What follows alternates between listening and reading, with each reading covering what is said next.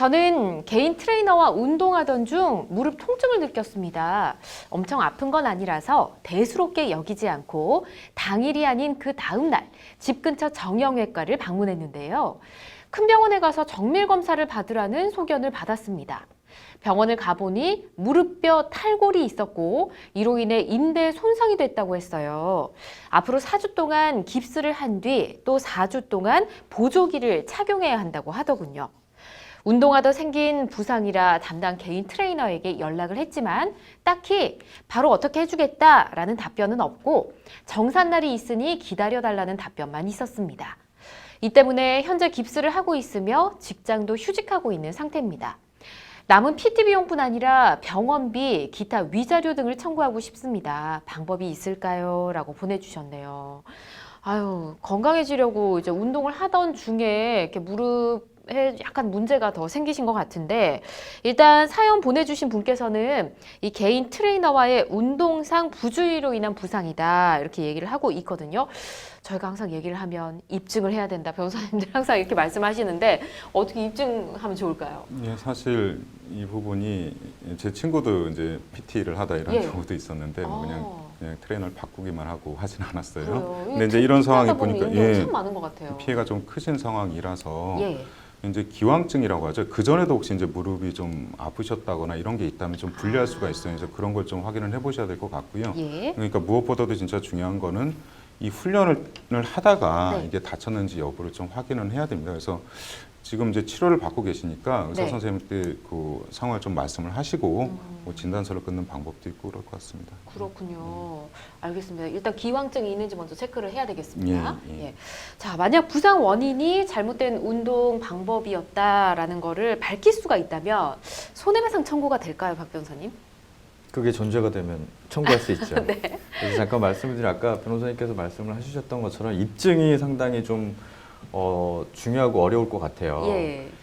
트레이너가 운동하는 방법에 있어서 그 방법 자체, 트레이닝 방법 자체로 인해서 사람의 트레이닝을 받는 사람의 어떤 신체 조건에 따라서가 아니라 관계없이 그 무리한 운동 요법이다라는 점이 입증이 되면 당연히 손해배상 청구를 할 수 있고 거기서 나중에 아까 말씀하신 기왕증이라든지 네. 운동하는 사람, 운동을 받는 사람이 제대로 지시에 움직이지 못해서 약간 실수했다라는 이런 부분에서 해서 부상을 당했다라는 부분은 네. 이제 과실로 잡혀서 이제 거기서 조율이 될 것 같은데요.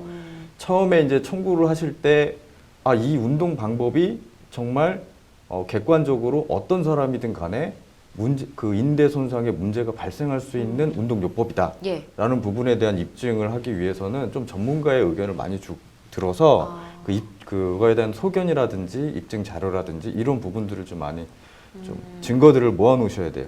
그리고 나서 청구를 하시고 예. 나중에 이 부분에 법원에 갔을 때는 지금 제가 말씀드린 그런 부분들이 입증이 돼야 되거든요.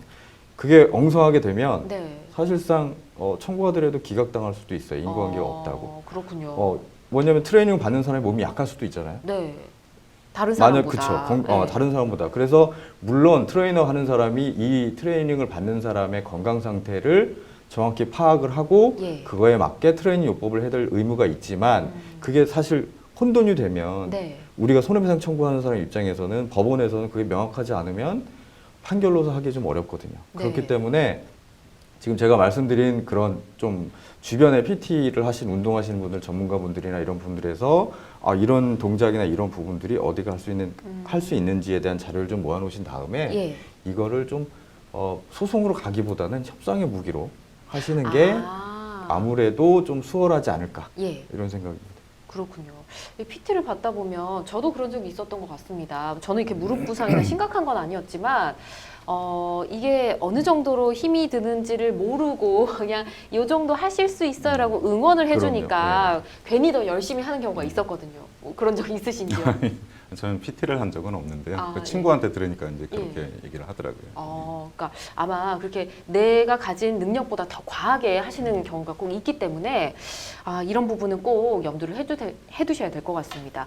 그리고 치료비를 만약에 청구를 할 수 있다라고 한다면 이 개인 트레이너를 상대로 청구를 해야 될지 아니면 이 사람이 소속돼 있는 그 헬스장을 상대로 청구를 해야 될지 이 변호사님 어떻습니까? 예, 그 사실은 케이스마다 좀 다를 수는 있는데요. 예. 이제 이런 손해배상 책임을 묻는 방법이 크게 두 가지가 있어요.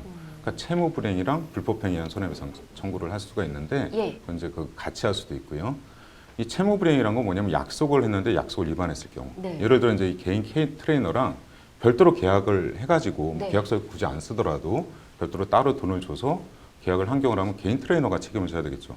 그런 계약을 걔는 이제 안전주의 의무 위반 같은 것도 예. 있는 거니까요. 아까 말씀하신 대로 개인들은 몰라요. 어느 선까지 해야지 이게 괜찮은 건지. 그렇죠. 그래서 예전에 그 케이스를 보면은 준비 운동을 안 시키고 바로 막 그 뭐 팔굽혀펴기를 오랫동안 시키고 이런 케이스에서 한 50% 정도 인정한 사례도 있었어요. 그 그렇군요. 개인 트레이너한테. 예.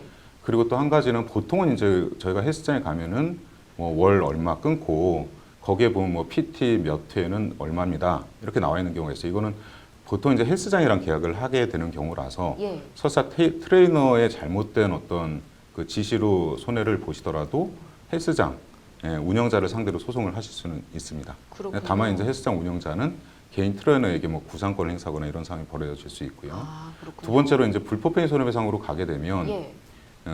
만약에 그럴 경우에 개인 트레이너의 잘못이 있게 되면 사용자 책임이라 그래서 같이 책임을 물을 수 있어요. 개인 예. 트레이너랑 운영자를 상대로 예. 그런 경우들도 있을 수 있고요. 한 가지는 또 그 헬스장에서 그 배상 보험 같은 데 들었다면은 네. 그럴 때 이제 영업 배상 보험 책임 계약이라는 게 있는데 그런 데 들었다면 이제 보험 회사를 상대로 소송을 해야 되겠죠. 그렇군요. 일단 방법은 여러 가지가 있을 것 네. 같습니다. 처음에 뭐 계약서를 쓰셨을 테니까 그 계약서 상에 어떻게 돼 있는지 먼저 확인을 해보시고 맞습니다. 좀 법적인 진행을 어떻게 할지 예, 결정하시면 될 것 같고요. 이렇게 해서 뭐 부상 원인을 입증을 했다. 그리고 해당 헬스장이나 뭐 개인 트레이너에게 책임을 물었는데 이분들이 또 연락을 끊는다든지 책임을 좀 회피할 수 있지 않겠습니까? 이럴 때 뭐 영업 정지 처분을 한다든지 좀 강력한 조치를 취할 수는 있을까요?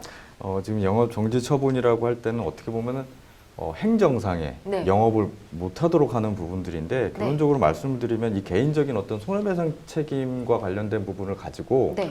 행정상 영업 정지 처분까지 내리게 할 수는 없어요. 네, 네. 다만 이 부분에 있어서 어떤 그 트레이너, 이제 헬스장 업체라든지 개인 트레이너한테 손해배상 책임을 물은 걸 가지고 네. 그 해당 재산에 가압류 내지 압류를 해서 예. 그 부분을 이제 처분할 압박을 할 수가 있겠죠. 뭐 일단 집행관이 와서 압류 딱지 붙이거나 네. 그 부분에서 경매 이루어진다고 하면 예. 부분에 문제는 있을 수 있어요. 그렇기 때문에 이것 자체로는 영업정지 처분을 행정상으로 민원을 넣어서 하기는 좀 어렵고 예. 소송을 통해서 만약에 판결이 확정된다 그러면 네. 해당 뭐 통장이라든지 아니면 해당 재산에 대해서 압류를 통해서 압박을 할 수는 있습니다. 그렇군요. 뭐 그런 압류를 하게 되면 보통 압류됐다는 뭘 붙이잖아요. 그럼요. 예, 예. 그럼 또 헬스장 다니는 회원들한테 그게 눈에 띄니까 맞습니다. 그게 굉장히 부담이 될 수도 있을 것 같습니다.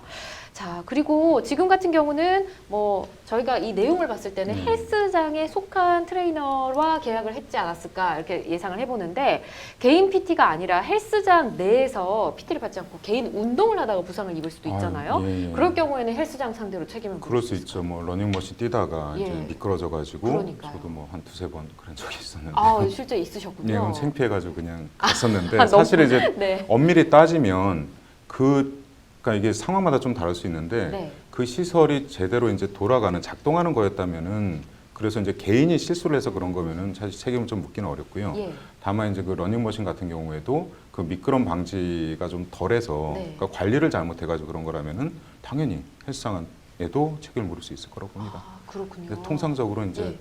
별 책임을 잘 묻지들 않으시는데 맞아요. 근데 상황마다 좀 다를 수 있기 때문에 본인 권리는 잘 챙기시는 게 좋지 않을까 싶습니다. 알겠습니다. 자, 이렇게 말씀드리도록 하겠습니다. 지금 같은 경우도 뭔가 청구를 해볼 수 있을 것 같으니까 의사 소견을 잘 받으신 후에 정리를 잘 하셨으면 좋겠습니다.